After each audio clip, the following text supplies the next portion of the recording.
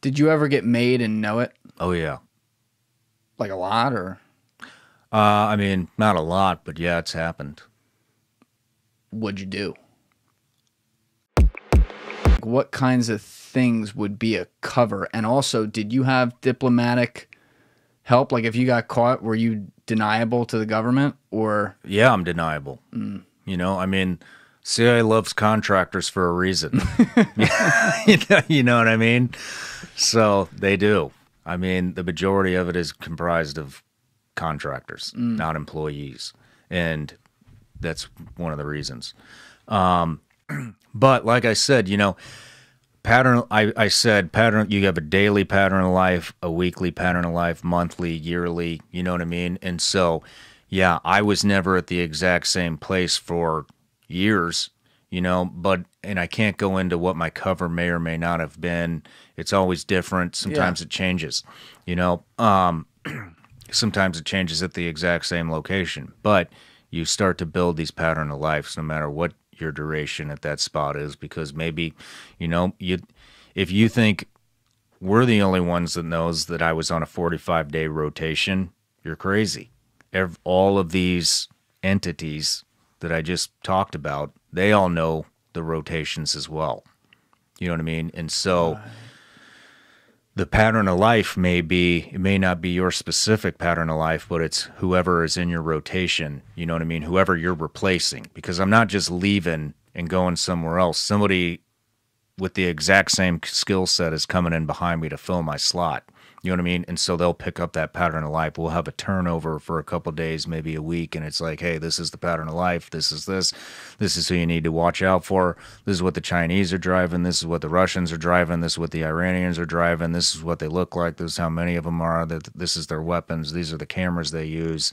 This is how they transmit information. All that stuff gets passed.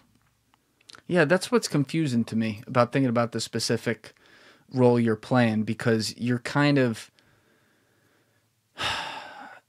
you're in a spot where you automatically stick out if you're doing that. Like you said, they know the length of some of these rotations, so they see some white dude drop into wherever, you know, where there's not a lot of white people, and you know he's an American, and oh, he's here for 40. Well, CIA spy, right? Like I don't see why, like what you could possibly do to get them to not have some recognizability on you, because then, like, let's say you drop into one country, let's say you do 120-day rotation, and then you leave. The people that were watching you, when they see you drop into some other country a year later, they got to know, right? Like they got to know that you're not just like some business guy. Like there's a high degree of confidence that you're some sort of spy. Well, I don't know how the hell they do it now with this facial recognition shit, but because that's a whole nother beast that I didn't have to deal with. But you know, you're not always. Look, maybe I'm a businessman, or they think I'm a businessman, and I'm just coming back every 45 days to make a new deal or meet with my business contacts. You know what I mean? Maybe I'm embedded in, I don't know, I'm an oil titan out of Texas, and that's why I happen to be in the Middle East. Yeah. You know what I mean? And that's why I'm dressed in a business suit with a Rolex and nice glasses. You know what I mean? And I'm driving a nice car. And then the next place I go, you know, maybe, I don't know, maybe, you see what I'm getting at, you know? Yes. Did you ever get made and know it? Oh, yeah. Like a lot, or? I mean, not a lot, but yeah, it's happened. What'd you do? I got shot at. Oh, shit. But, I mean, yeah, you know, I mean, you do get made. And sometimes you have to come to the determination whether it's a judgment call, just like anything else. It's all right, do we just roll with the punches and continue on, or do we get made by somebody that we need to drop the mission? You know, it depends. What happens if we do drop the mission?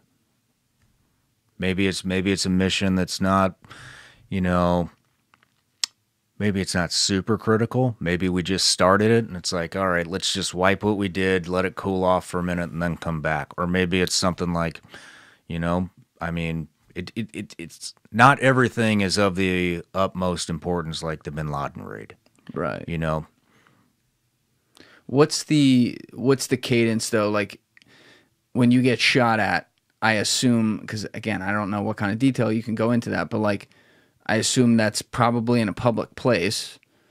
Maybe it's somewhere where there's a lot of bullets flying all the time. I don't know, but like you just start shooting back, or like what? No. Do you have a protocol? Like what's your?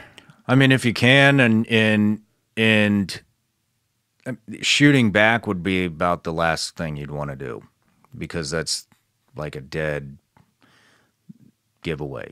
You know what I mean? Yeah. And so the thing to do when you're doing espionage and stuff like that is just just do what you can to get the hell out of there. A few bullets flying. Yeah. I mean, it sucks. It's horrible. I've had it happen a couple of times, but you just gotta you gotta drive on. When you're working there, you're not there to pick a fight.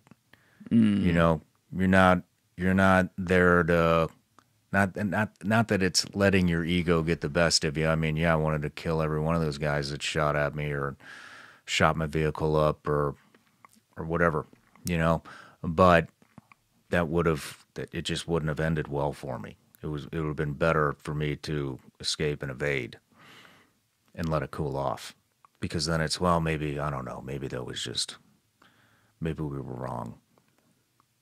Yeah. When you're in these various places, though, the things we see in the movies all the time, which I take with an enormous grain of salt, because Hollywood obviously changes a lot of things, but like we constantly see that there's like a safe house everywhere. Mm-hmm. Is that somewhat realistic, or did it really vary based on where you were? Oh, it varies. I mean, it's very realistic, but it varies. And how do you not, like, that's what I always wondered. How do safe houses not get made? Because they're kind of like sitting ducks. Like, they're a house. People go in and out. They don't move. It all depends on how much you use it. Mm. There's houses there are locations that you may use once a year. You know what I mean? And maybe the family who owns the house is still there. Guess what they have? A pattern of life. Yes. Got it. Maybe you enter into that pattern of life and you happen to have dinner with them every Friday, and so it becomes a normal thing. That would be a safe house. So it's more of a symbol in the word rather than an actual, you just go there when things go red. It's not a mold. You know what I mean? It's not it's not every safe house is the same. A safe house could be a hotel room. A safe house could be a house. A safe house could be a water plant. A safe house could be an office building. It could be anywhere. It all depends on what fits in with what you're doing. It's not, and the best way to hide is in plain sight. It's not the Batman cave or the house that's way out in the country that those aren't, because what do I do if somebody's following me out there? Why the hell is this white dude? You know what I mean? It's got my ranch out in the country here. Yeah. I'm just going to my finca out in the middle of nowhere in Colombia. But, you know what I mean? It's everything has to fit. Everything has to fit the narrative. Did you speak other languages too, or did you have to learn anything? No.